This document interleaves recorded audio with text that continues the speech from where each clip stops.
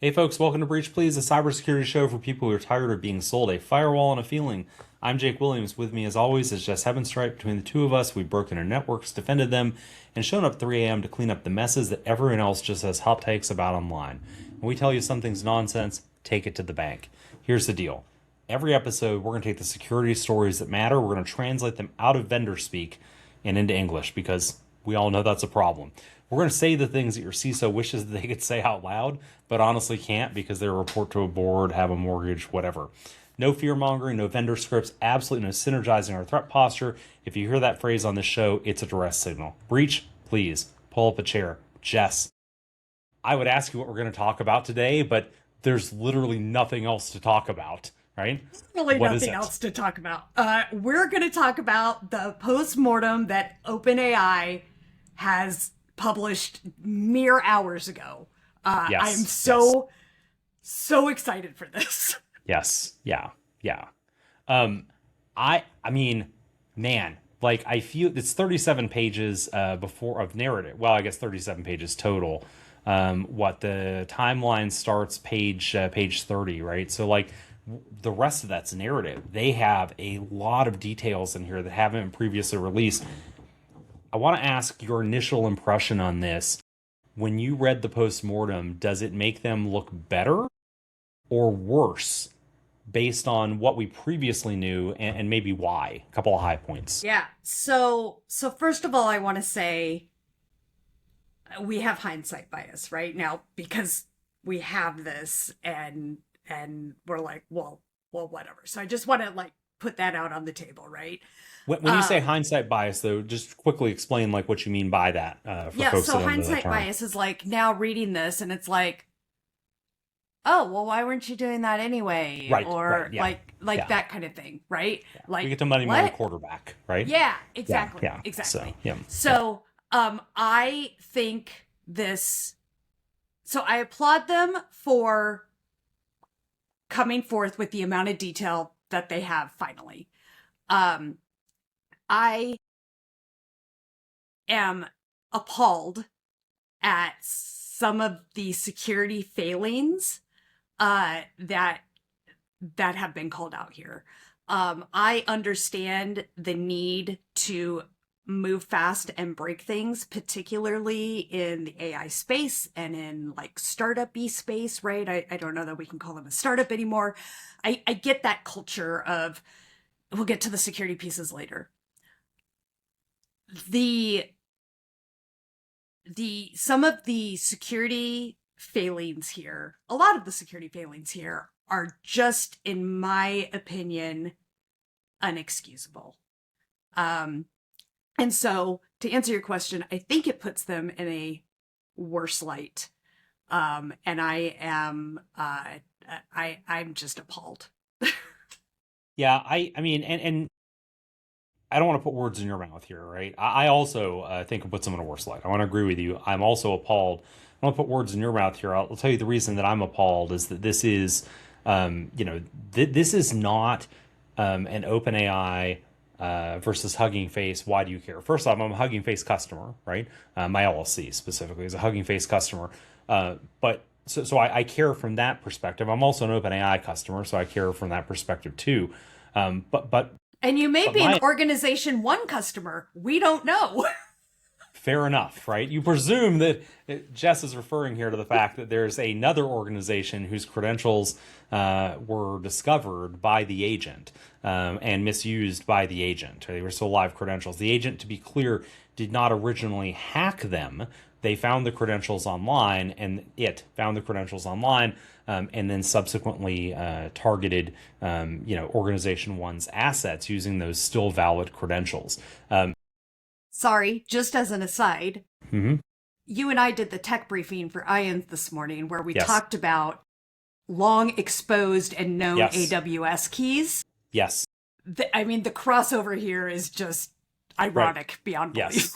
Yeah. And so as I'm rolling into the tech brief today, right, this came out at 3 p.m. I had an embargoed copy of this, Mm-hmm. knowing that we're doing the tech brief. So I get this morning, early morning, have read through this. We're doing the tech brief where we're talking about exposed credentials, and I'm like, oh no, because Truffle Security just published something in the last week or so Yeah. here talking about not just the number of credentials they find, but how many are still active, right? And of that, was it something like 3%? And it's a staggering number of credentials, Yeah. more than 10,000 they know about. But like something like, was it like 3%, I think, gave them like root level compromise Yeah. to a AWS tenant, Yeah. right? Yeah. AWS or similar tenant. Yeah. So yeah, but I mean, the reason I'm appalled, right, coming all the way back around to this is it, my livelihood, right, in cybersecurity depends on like the internet functioning, right? And we now have a company who, you know, I just reading this post-mortem. I mean, and again, yes, we're using hindsight bias, but man, I don't think this is defensible ever in the moment, right? What we're reading here, and so just yikes all the way across the board. So I Yikes on guess several bikes. yeah, yikes on several bikes. I love that. Okay, so then maybe we'll trade back and forth here. Where do you want to start in talking about the post-mortem? I think we should walk through the timeline. Okay. I mean, what are you thinking? I mean, up to you, right? I could go a lot of different ways. Maybe, if I may, right, instead of going through the timeline first, I would just like to call out just by page count, number here. Remember, there's 30 pages of narrative, and I guess that's counting the front matter. So delete 2 pages of that. But just to give you an idea here, lessons for security, a top level section, section 7, starts on page 16. Lessons for alignment starts on page 17. And so in case you're curious how many lessons we have for security, by the way, one of them is agents are dangerous, right? That's one of the 3 lessons for security that they have in there. But then lessons for alignment runs from page 17 to page 24, right? And I generally come from the school of if something's important to you, right, you devote time to it in a report. And, interestingly enough, too, right, it feels to me like as we look at lessons for alignment, reward hacking is a common problem. Yep, neat. We knew that. Yep, we talked about that. Yep. Yep. Persistence is valuable, but can amplify misalignment. Yes. Communication in agents is not inherently problematic, but can create risk. We talked about that. System level guardrails that OpenAI Do you uses in think they production. listened to the podcast and just like I don't. took our? No, I'm kidding. I'm kidding. I doubt that. I know. I'm kidding. But system level guardrails OpenAI uses in production would have detected the Hugging Face incident as unsafe. Stop. Just stop. Right. These are. I look at this thing they're talking about with alignment, and I'm like, this all feels security adjacent, if not directly security. What's your take on that? No, I had the same conclusion when I was reading through this. I was like, feels like you missed some pieces in the security lessons that we can take away from this and buried them in the alignment. Right. And didn't the security takeaways were not a full-throated this alignment issue led directly to this security issue and there we go. Right? Yes. Yes. I'm it's a skewed lens. And I agree with you that the things that are important and matter, you put time to, right? And yeah. Yeah. So that I think you forgive the pun. I think you're 100% aligned here, or I'm 100% aligned with you on this. That we are in a position right now where we're reading a paper, and if I'm looking at it, if I'm a security practitioner and I'm like, where are the security lessons? I'm going to the security section,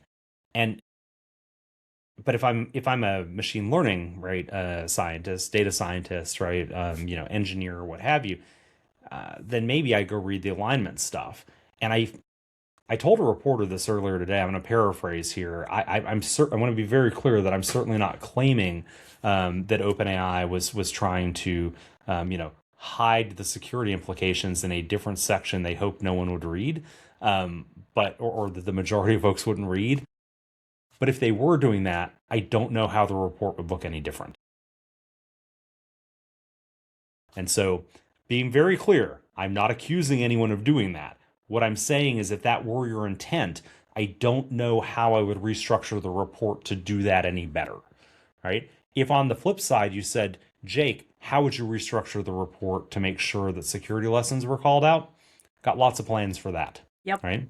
100%. So, yeah. And Um, the other takeaway I have is they talk about their OpenAI safety advisory group. They talk about the OpenAI, the safety and security committee of the OpenAI Foundation board, mhm. and some of these things. And while that's all fine and good, I have a call to action that this needs to be a broader initiative across companies, because they're not the only ones that are going to run into this. Anthropic's not the only one that's going to run into this.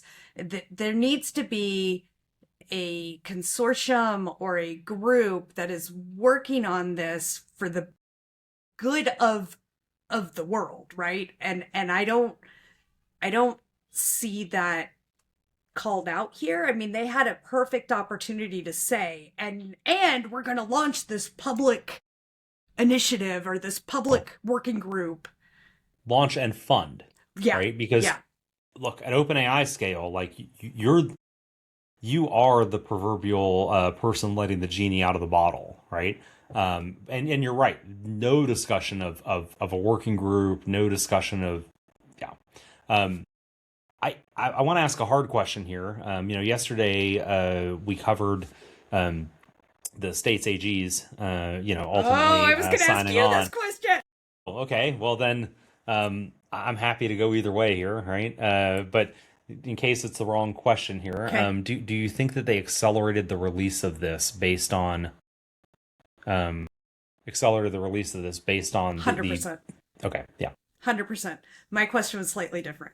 okay, good. How do you think this impacts the AG's investigation? Oh, oh my gosh, it. There are details here that I did not yet know to ask for in Uh-huh. discovery. My discovery questions are going to be I expect to see an amendment, honestly. That's, Um, yep. I Yep. expect to see an amendment to the preservation.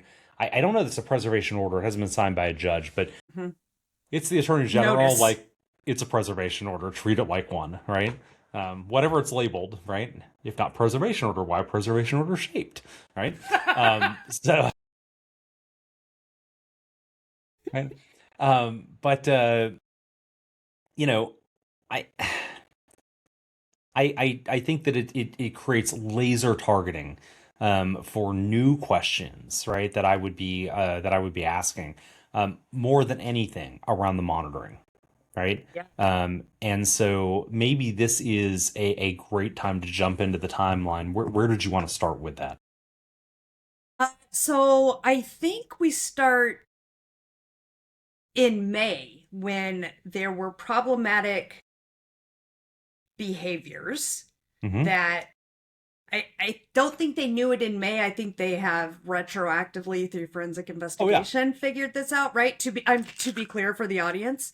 But this, it was, I think OpenAI came out July 21st and said, "Hey, yeah, that was us. Sorry about it." I uh I think we go back to the beginning of where these, some of these agents were doing some of these novel behaviors. Yeah. Yeah, it was July 21st, in fact, Yeah. that they disclosed that. Um, yeah, and so to your point, right, some of the anomalous behavior does back up into May. Their first known timestamp here is actually April 20th. But that, 420? Interesting. yeah, 420. But this could be inferred, could reasonably be inferred, as not a big deal. Although I'm going to note here, and this is where I feel like a lawyer both read and reviewed this, and having been in lots of incident postmortems where lawyers wordsmith stuff. First, sorry, 2026-0420, first file written by agents to OpenAI Artifactory instance before rebuild. Next sentence. Earliest confirmed 2026 write activity in this Artifactory instance.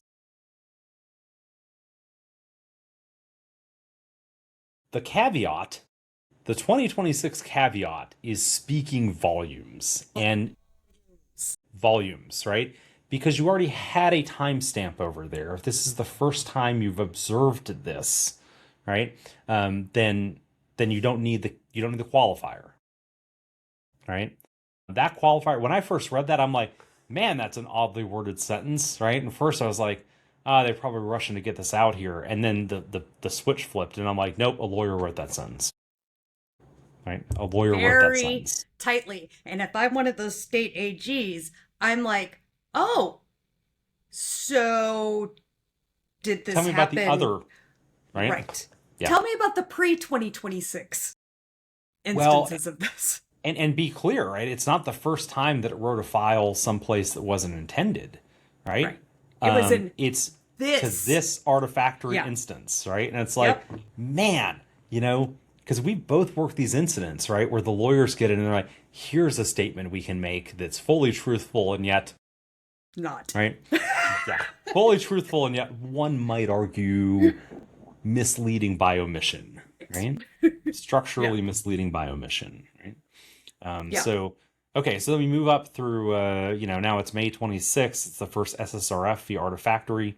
Any other things that you saw, like I can keep going and jump out some things that I think are hugely important here, but anything else you saw that was like, hey, hair on fire kind of moments here? So I saw the things that started jumping out to me is like the first write logged via webcache to a Hugging Face repository. Right, because previously we were led to believe, right, that the agent only, and by the way, what's the date stamp on that? May 26, 2026. Right. So previously we were led to believe, right, that even through Hugging Face's own post-mortem, that this agentic activity only began in mid-July. And it's quite clear at this point from the post-mortem that this agent that is supposed to be sandbox, and the whole, by the way, we should actually back up for just a second and mention what Artifactory is. Artifactory is a product created by JFrog. They're another commercial company. It's what we refer to in the industry as an artifact repository. If you don't work in DevOps, you may not have run into one of these before. Basically, an artifact repository is every major programming language out there has some package manager or packaging system. And so, an example here might be Node or PyPy, right? Well, NPM specifically, Node Package Manager, or PyPy for Python. And so when you, I'm just going to stick with Node now. When you do an NPM install, you have a manifest that says, here are all the libraries that I need. Here are the version numbers. Sometimes a specific version, sometimes it's not less than or not greater than a particular version. And we say, here are the specific versions that we need, the packages, go get them. And typically we will get them directly from the internet. And this is how we get supply chain attacks in these, by the way. It's exactly it, right? That was the next point here was this is how Shai Hulud happens, right? Which is a huge NPM supply chain attack. And so we've got that. As we, as we kind of move forward here, what does an artifact repository do for you? You effectively are breaking the connection between your build system, right, and the internet. And sometimes that's for just selected packages. Sometimes it's for all packages. In this configuration, it very clearly was intended to be for all packages so that their agents under test couldn't simply reach out to the internet and go grab any arbitrary package. This limits blast radius. I know we hate that term here generally. I don't have a better one for it. But limits blast radius. It also limits, the likelihood that on any given build, right, you pull in a malicious package, which also would be a problem for OpenAI, because then they would lose control of their agent to somebody else's bidding, not their own. So now with Artifactory, you're saying now that back in May, right, they're making requests, right, that go out via or logged in web cache, right, that they're able to see, right? So So this is huge. So this thing that was designed, just to be very clear here, and put a bow on this thing that was designed to contain the agent, intended in this use case to contain the agent, was making requests out as early as May. Right. So not July as we originally heard. Was making and it wasn't detected. No one was monitoring. Like, hey, we put this control in place to put these bounds in place. Yes. Perhaps we should monitor to make sure that's working and have like an alert go out when it's not expected to go out. What's happening here? Right. Absolutely. And not just a request. We want to be very clear. This isn't like a request to Google. This persisted content in Hugging Face, right? So fast forward, the next thing I see that's significant here is the Groovy plugin execution on the 29th. And so do you want to dive into Groovy, or is that my jam? That's your jam. That's okay, done. 100% your jam. Okay, so Groovy is an interface or scripting language, effectively, that allows you. We'll work with that. It's scripting, right? That allows you to extend your build platforms. In this particular case with Artifactory, so you can almost picture this like a browser extension. So it's code that you're effectively installing, or maybe a better analogy might be like a plugin for WordPress, right? So you can think about this like a plugin for your Artifactory system. Possibly go wrong. Yeah. Make no mistake about it, folks. At this point, the agent has code execution. This is the 29th of June, right? So the 29th of June, the agent has, at no later than, right? Because again, every one of these timestamps, I think we're looking at as a no later than based on their logs. Now we have no evidence to say that their logs aren't complete or whatever, but no later than the 29th of June, the agent has code execution. Not maybe I found an SSRF that I can use to get out to the internet. I'm executing code in Artifactory. Game on, right? But I love that on the 5th of July. That's the next thing I wanted to call out. Go ahead, then take it. Go for it. Following sustained agent activity, Artifactory became unavailable. Yeah. Right. Responders identified unusual Artifactory activity and opened a security incident. Yeah. Okay. Right. So this is where, to put it bluntly, stuff gets real. Right. Why is this so significant to you? Because this, as a responder, right? Yes. I feel like this should have been like a WTF. What is going on here? Right? Yes. And if you look in the narrative up above, it was kind of like, well, they determined it probably wasn't a thing and moved on. And so Artifactory was rebuilt. We should be very clear for legal reasons. Sorry, I don't mean to cut you off. Yeah. At no point do they say this is not a thing. Keep moving on. Up to this point, though, just to be clear for anyone watching this later legally, right? Up to this point, we don't have any evidence in the timeline that OpenAI knew they had a security problem. But on July 5th, that all changes. No question. Sorry, go ahead. Yes, thank you for that. Yeah. And then about, a few hours later, there's a rebuilt Artifactory instance was brought online and traffic was routed to it. It mitigated the reader to admin exploit by removing shared reader credentials from the container as a service workload and blocked some token API routes. And the agents went, cool, nice try. Right. Because, so on the 5th, right, we're dealing with UTC time, right? So the only valid time zone, by the way, for forensics work. By the way, props to OpenAI, whoever published in UTC time instead of Pacific or Eastern props, or right? whatever. Thank you. Thank you. Right. So what's the delta in time then between we have a security incident to the time that there's a rebuilt Artifactory brought online that allegedly, blocks the exploits that, and we want to be clear too, these are 0-day exploits, right? That the, and or standard configurations that are creating a problem, right? That this is exploiting. How long did it take them between the time the security incident gets opened because Artifactory is unavailable to the time they claim that they have identified the vulnerabilities, patched them, and then redeployed Artifactory? It's approximately 6 hours. Yeah, yeah. So let me ask you, having been, enterprise security professional for a long time. Did you just call me old? I think you just called me I think old. I did for a long time, right? Yeah. I am old, to be clear. Yeah. How does that track with your experience?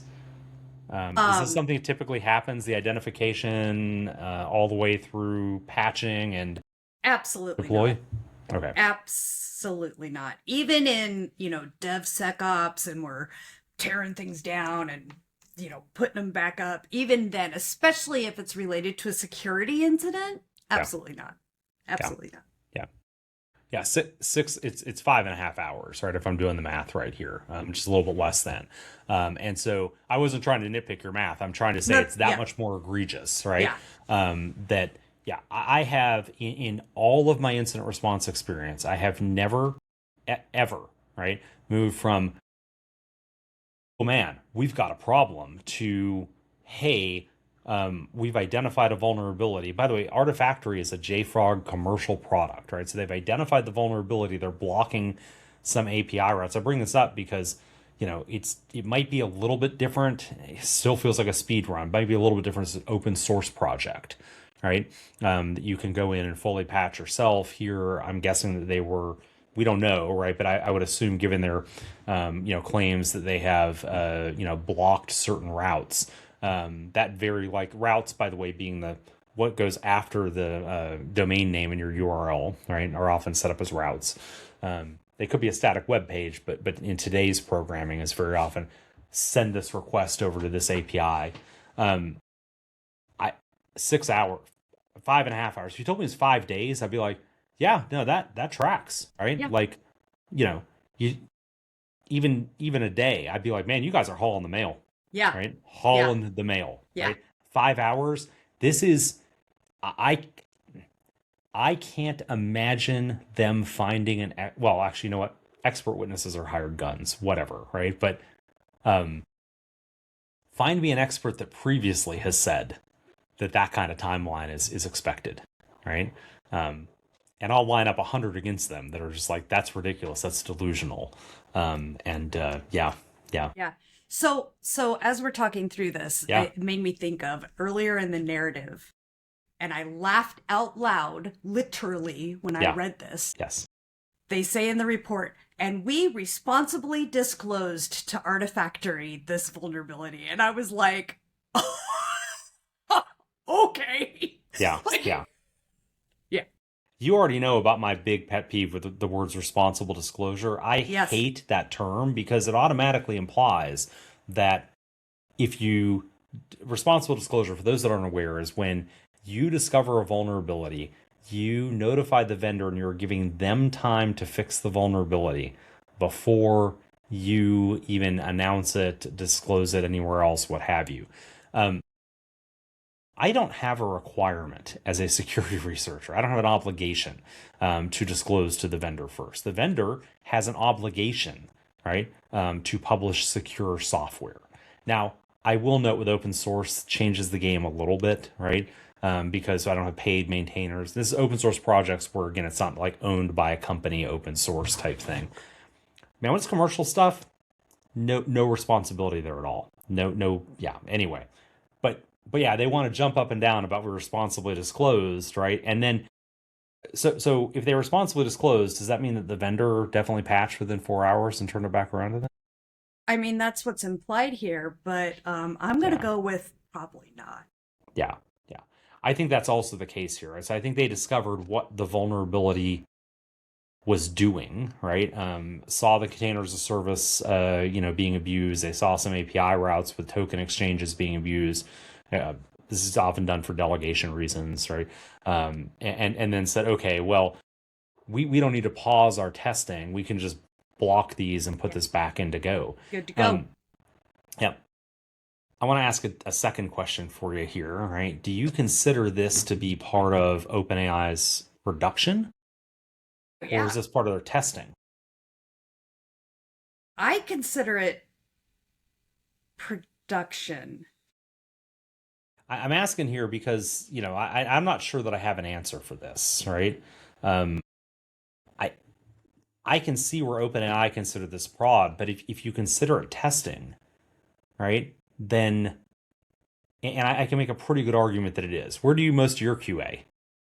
Right, when you've been in product shops before, right? Is it on the prod network, or is it in a staging and test network, or Where should it be, or where have I seen it? okay, fair enough, right? So yeah, okay, fair enough. Um, hmm. Okay. So my the reason I ask this question, folks, right, is what I'm trying to get back to is that there are risks that we accept in prod that are just not at all ever accepted in testing, right? In a testing environment. Sometimes those are referred to as lower environments, right? So if you hear that term used, that's what they mean there. I I can make an argument that if I have a business interrupting outage, right, and I understand the vulnerability, heck, we discovered it, right? Um, I can make the argument that okay, for literally keeping the lights on, we do go ahead, right, and do go ahead and uh, publish those mitigations, put the mitigations in place, not publish, push the mitigations in place. And I've seen that a million times, Yeah, right? Because you got to right. keep the lights on. Yeah, right. Absolutely. Got to keep the lights on. I can't get there, right? Because this to me, OpenAI may look at it as a production network, and look, I mean they even have a section about it trying to target OpenAI infrastructure, but they are very clearly they don't talk about the separation to prod. I didn't see a specific mention of prod versus test. Um, that, by the way, that exclusion, the fact that we're not talking about that, I'm seeing my written by lawyers by omission piece here, and fearful that there's a lot of overlap. But like there may not be a clear separation where production ends and model testing and evaluation begins, right? Although literally by the name, it should be in a test network. Um, yeah. I guess what I was getting back to is like I can't see risk accepting this in a yeah, in a test network. So, bah. Where else do you want to go? So just one more point on that. I Please. think that I just lost my train of thought. Can't see risk accepting this. Oh, at the point that they saw this should have been shut down then, right? That's Like it. That's it. at that point, it should have been like what is going on here? We need to dig into this more Yes. and and and put a pause on Yes. it. Yes. And it's like a safety thing, like you do in like a medical environment, right? We're taking a safety pause. We're going to reevaluate, our assumptions and what we know and what we don't know and make Right. sure that we can proceed safely. And Yes. that did not happen. Do you mean the pause that they took last week? Was it last week they announced it? Week Maybe, before last? Hold on a sec. Pause. OpenAI. You're making exactly the point that I was getting ready to make. So Okay. thank you. Yeah. Pauses. The mind meld is almost complete, folks. Right. 6 days ago. OpenAI halts was I think it was 6 days ago. I'll pull up Well, the in that 100% announcement, they said we paused it Sorry. for 2 weeks. Sorry. It wasn't. You're right. Yeah. It was August 18th that they announced they were pausing. I said 6 days ago for let the record show August 18th, right? So they say they're pausing it, right? But you're saying they should have paused right then and there, right? Yeah. Yeah. I agree. And I think this is what's going to get their lunch eaten, right? All the other stuff up to the 5th of July, I say the lunch eaten by AGs and, yeah. But up until the 5th of July, right? Everything that we're reading there looks like, or that I'm reading there looks like this is stuff we kind of uncovered after the fact. But here, And when it says following sustained agent activity, Artifactory became unavailable, right? Want to highlight here, this is a denial of service condition, right? So, and like it sounds like a volumetric denial of service, right? Is how they discovered this. So like I'm even more fearful. This is a double down reason. And I by the way, if you're a state AG, please call me. I will work for you for free to help you work through some of the discovery requests, providing I get to see them, first as well, right? Yeah, yeah, I'm here to help. Grandma, I'm call here to Jake. help, right?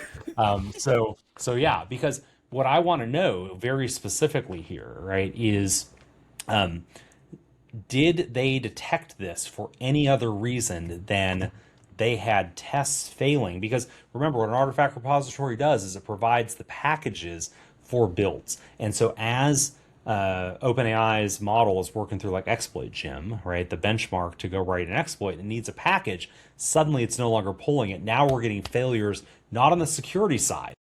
This is creating Right. failures on the operational side where all the tests are failing, Right. right? And Right. and what I want to know very specifically, and you should be asking is, right, how did you discover Artifactory wasn't available? What was the catalyst? Not how could you have, right? Show me the Slack logs, because there are Slack logs. You Yes. know there are Slack logs, Yes. right? Or Yes. other messaging. I'm sure they don't use Teams. Tickets. They don't use Teams, right? They use No. Slack, right?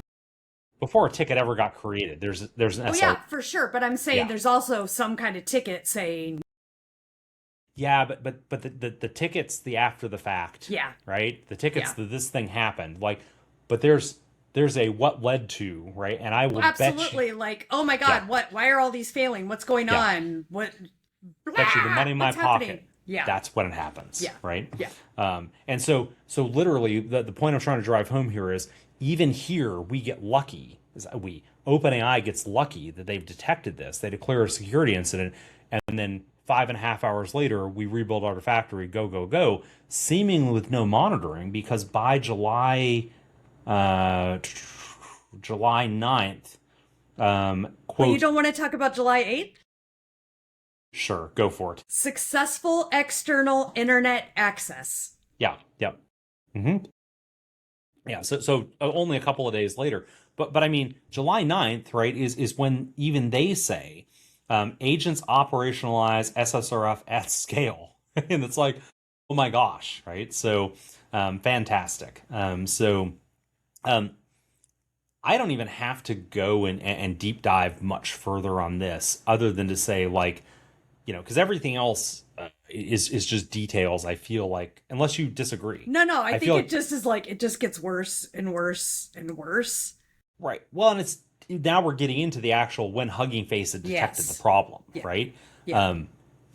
Versus the, hey, here's stuff we didn't know about how far back this goes, as well as, again, the biggest thing for me is OpenAI opened internal security incident. So there's no question they understood the problem that was at play here. So looking at, overall here, what do you think about, let's talk about the security controls put in place. What were you at there? The stuff they Yeah. talked about or their plan of action. I can't believe some of these were not in place already, but they're talking about putting in defense in depth controls and not relying on one control to work perfectly 100% of the time, which, so I've been doing this for almost 3 decades. And I believe that is one of the very first things I learned as an intern doing security. Yeah.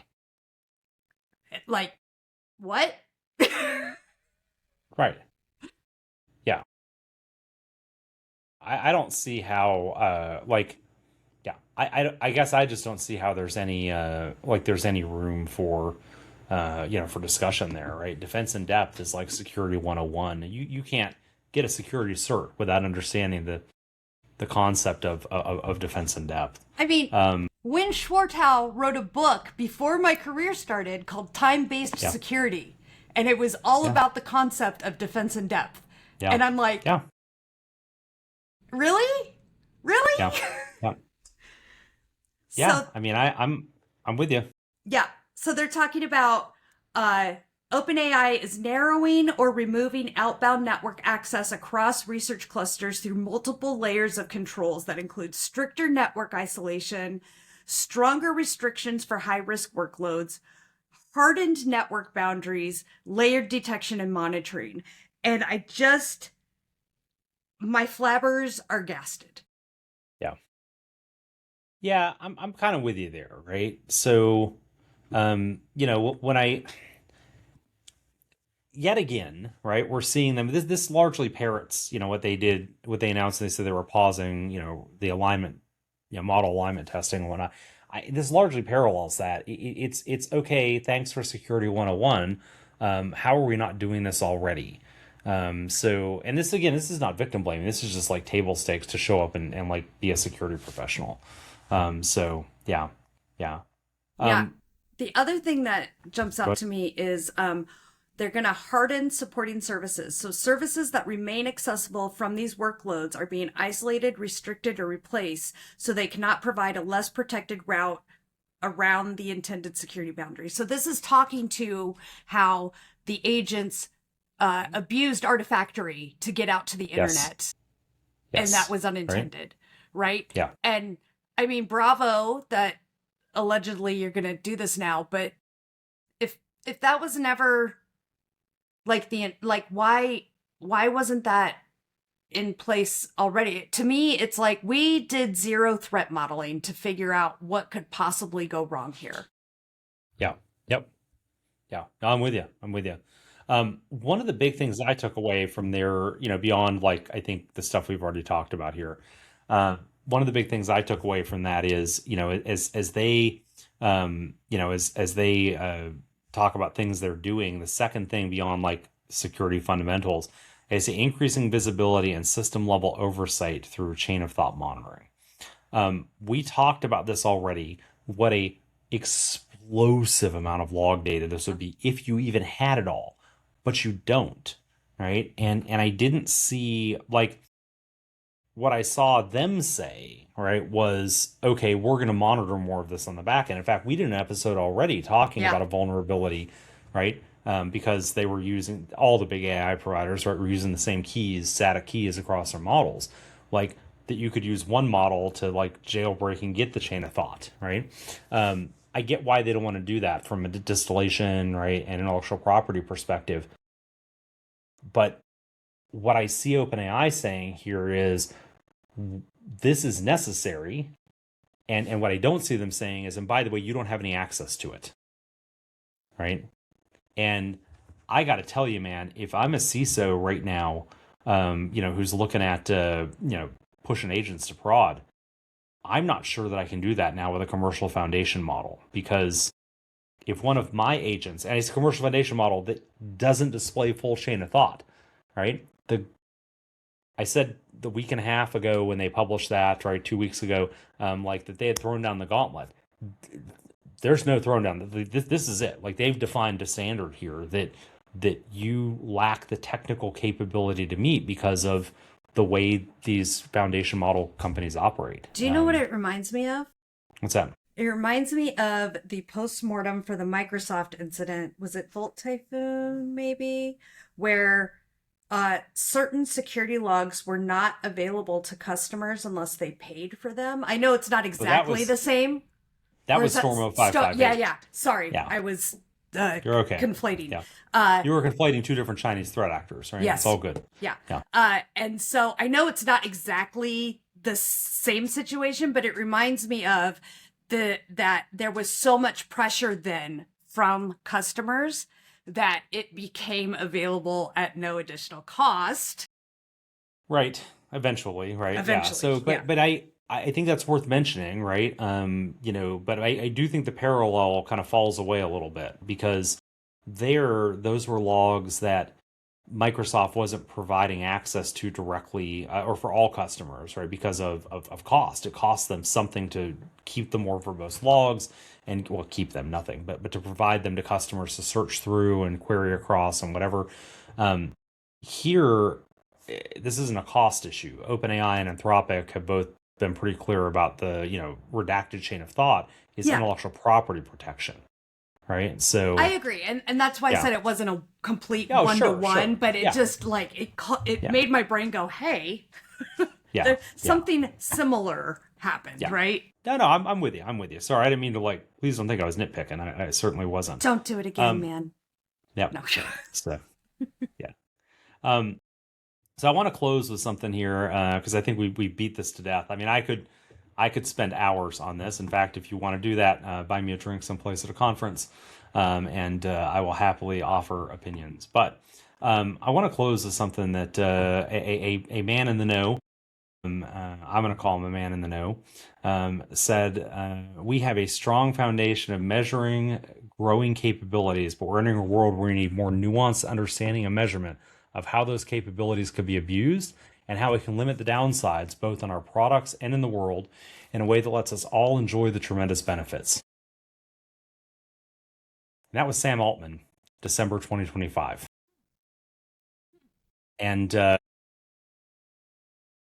I fully expect, mic drop moment, right? Because I fully expect that to be read out loud, in front of a jury when eventually, right, there are huge damages from, from an agent with OpenAI.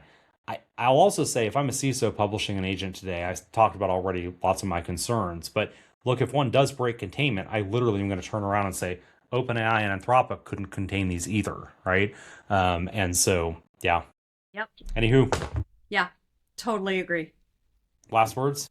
The only last words I have are that OpenAI calls out in here about how, this should be a lesson for defenders and all of these things. They literally give no solutions. Literally give no solutions. I think that's a really important point here, right? Because it is speaking out of your mouth, speaking on both sides of your mouth quite a bit. Where it's like, let this be a lesson. What, that we're effed? I mean, that can't be the lesson. Right? Thanks, I'm a defender. I already know that. Yeah, really, right? Tell me something I don't already know, right? Yeah. Anyway, folks, that's the episode. Made you smarter? Tell a friend. Made you mad? Call Sam Altman. Breach Please is a production of and copyright of JWGH Media, LLC, all rights reserved. Legally, the opinions of our hosts are our own or were written by ChatGPT with a model that escaped containment. We are an LLC, though, so honestly, are they? None of this is legal, financial, or especially security advice. Do your homework before pointing anything we said abroad. Thanks for listening. Patch something. Make threat actors' life suck a little bit more. Follow the 3-2-1 rule. We'll see you next time on Breach Please.